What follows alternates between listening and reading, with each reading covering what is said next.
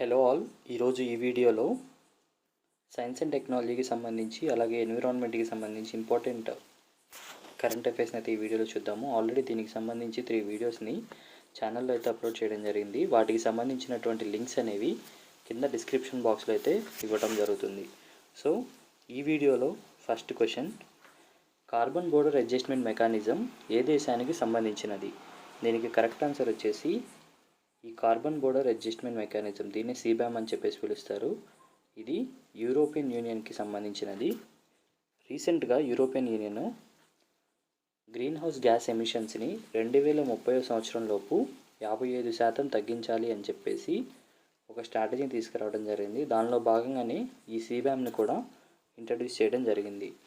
ఈ సీబ్యామ్ అని అంటే ఏవైతే నాన్ యూరోపియన్ కంట్రీస్, అంటే యూరోపియన్ కంట్రీస్ కానివి ఏవైతే ఉంటాయో అవి యూరోపియన్ యూనియన్లోకి ఎక్స్పోర్ట్స్ని చేస్తున్నప్పుడు ఆ వచ్చే గూడ్స్ అన్నీ కూడా ప్రొడక్షన్ ప్రాసెస్లో ఎంత కార్బన్ని రిలీజ్ చేశాయి అనే దాని మీద ఇక్కడ ట్యాక్స్ అనేది అయితే వేయడం జరుగుతుంది. సో వీటిని ఇండియా లాంటి కంట్రీస్ అన్నీ కూడా వ్యతిరేకించడం జరిగింది.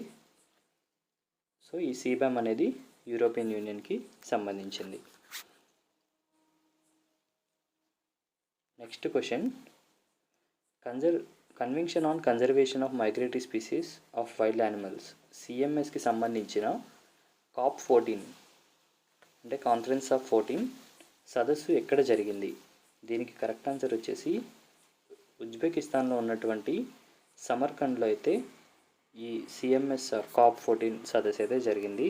ఆల్రెడీ మనం ప్రీవియస్ వీడియోలో చెప్పుకున్నట్టుగా united nation framework convention on climate change సదస్సులు అనేవి COP28 వచ్చేసి 2023 యునైటెడ్ అరబ్ ఎమిరేట్స్లో ఉన్నటువంటి దుబాయ్లో జరిగింది. అలాగే COP29 వచ్చేసి 2024 బాకు అజర్బైజాన్లో అయితే ఈ సంవత్సరం జరుగుతుంది. అలాగే COP30 conference of the parties 30 2025 వచ్చేసి బ్రెజిల్లో అయితే ఇది జరగనుంది. అలాగే ఈ సిఎంఎస్ కన్వెన్షన్ని బాన్ కన్వెన్షన్ అని చెప్పి కూడా పిలుస్తారు. దీని ప్రీవియస్ కన్వెన్షన్స్ వచ్చేసి మనకు ఇండియాలో గాంధీనగర్లో ఈ COP13 అనేది 2021 సంవత్సరంలో అయితే ఈ సదస్సు జరిగింది. అలాగే 2017 సంవత్సరంలో ఫిలిప్పైన్స్లో ఉన్నటువంటి మనీలా అనే నగరంలో ఈ COP12 సదస్సు అయితే జరిగింది. ఈ సదస్సు అంతా కూడా మనకు మైగ్రేటరీ స్పీసీస్ ఏవైతే ఉంటాయో, అంటే ఒక దేశానికి మరియు ఇంకో దేశానికి వెళ్ళేటువంటి వలస జాతులకు సంబంధించినటువంటి వలస జాతులు ఏవైతే ఉంటాయో వాటికి సంబంధించినటువంటి కన్వెన్షన్.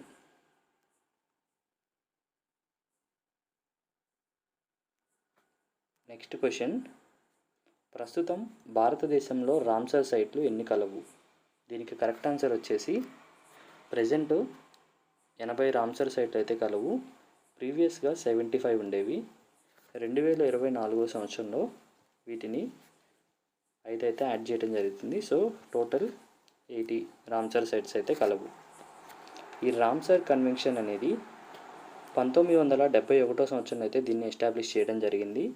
అలాగే ఇది 1975 సంవత్సరంలో ఇది అమల్లోనికి రావడం అయితే జరిగింది. మరియు ఇండియా అనేది 1981 సంవత్సరంలో దీన్ని రాటిఫై చేయడం జరిగింది. నెక్స్ట్ వచ్చి ఈ 80 అనేవి కూడా సౌత్ ఈస్ట్ రీజియన్లో మనకు, అంటే సౌత్ ఈస్ట్ సైడ్ ఉన్నటువంటి కంట్రీస్లో హైయెస్ట్ రామ్సర్ సైట్స్ అనేవి ఇండియాలోనే ఉన్నాయి. ఈ రామ్సర్ అనేది ఇరాన్లో ఉన్నటువంటి ఒక సిటీ. ఇక్కడే ఈ రామ్సర్ కన్వెన్షన్ అయితే స్టార్ట్ చేయడం జరిగింది. అలాగే ప్రస్తుతం భారతదేశంలో అత్యధిక రామ్సర్ సైట్స్ అంటే ప్రదేశాలను కలిగినటువంటి రాష్ట్రం వచ్చేసి తమిళనాడు. ఈ రామ్సర్ సైట్స్ అన్నీ దేనికోసం అనంటే చిత్తటి నేలలు, వీటినే మనము వెట్లాండ్స్ అని చెప్పేసి పిలుస్తారు. ఈ వెట్లాండ్స్ని కన్జర్వ్ చేయడం కోసం ఈ రామ్సర్ సైట్స్ని అయితే తీసుకురావడం జరిగింది. వాటికి ఎగ్జాంపుల్స్ వచ్చేసి చిలికా లేక్, ఇది ఒడిస్సాలో ఉంది. Next question, world sustainable development summit ఎక్కడ జరిగింది? దీనికి కరెక్ట్ ఆన్సర్ వచ్చేసి న్యూఢిల్లీలో అయితే వరల్డ్ సస్టైనబుల్ డెవలప్మెంట్ సమిట్ అనేది జరిగింది. నెక్స్ట్ క్వశ్చన్, భారతదేశంలో మొదటి జాతీయ డాల్ఫిన్ రీసెర్చ్ సెంటర్ను ఎక్కడ ప్రారంభించారు? దీని కరెక్ట్ ఆన్సర్ వచ్చి బీహార్లో ఉన్నటువంటి పాట్నాలో ఈ నేషనల్ డాల్ఫిన్ రీసెర్చ్ సెంటర్ని ప్రారంభించడం జరిగింది. అలాగే గ్యాంగటిక్ డాల్ఫిన్ అనేది ఇండియా యొక్క నేషనల్ యానిమల్. ఈ డాల్ఫిన్ని IUCN అంటే international union for conservation of నేచర్లో టోటల్గా 9 కేటగిరీస్లో అయితే యానిమల్స్ని ప్లేస్ చేయడం జరుగుతుంది, యానిమల్స్ ఆర్ ప్లాంట్స్. దీనిని ఎండేంజర్డ్ కేటగిరీలో అయితే ఉంచడం జరిగింది. డాల్ఫిన్ని అంతరించిపోతున్నటువంటి ఒక కేటగిరీలో అయితే దీన్ని ఉంచడం జరిగింది. నెక్స్ట్, ఇండియా తీసుకొచ్చినటువంటి వైల్డ్ లైఫ్ ప్రొటెక్షన్ యాక్ట్ 1970లో దీన్ని చేయడం జరిగింది. వన్యప్రాణి సంరక్షణ చట్టం, దీన్ని ఈ యానిమల్ని షెడ్యూల్ 1లో అయితే ఉంచారు. అలాగే convention on international trade in endanger species, దీంట్లో అపెండిక్స్ 1లో అయితే దీన్ని పెట్టడం జరిగింది. ప్రాజెక్ట్ డాల్ఫిన్ అనేది 2021 సంవత్సరంలో తీసుకురావడం జరిగింది. Next question, United nation framework convention on climate change COP26 సదస్సులో ఏ దేశం మిషన్ లైఫ్ను ప్రారంభించింది?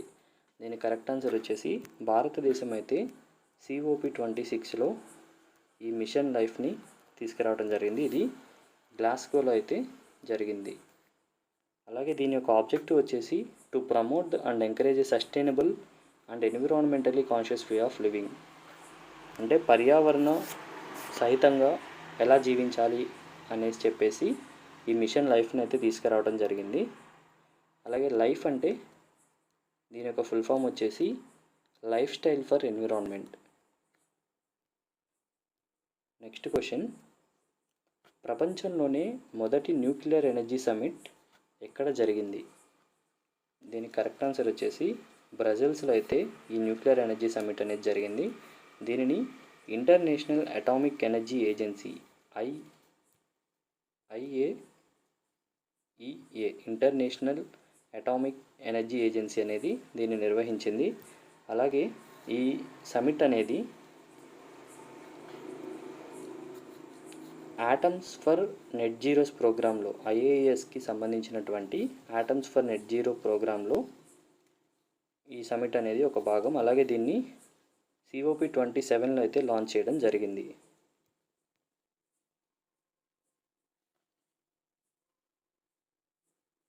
ఇప్పటి వరకు డిస్కస్ చేసిన క్వశ్చన్స్ అన్నీ కూడా మీకు యూస్ఫుల్ అయినట్లయితే వీడియోని లైక్ చేసి మరిన్ని వీడియోల కోసం ఛానల్ను సబ్స్క్రైబ్ చేసుకోండి.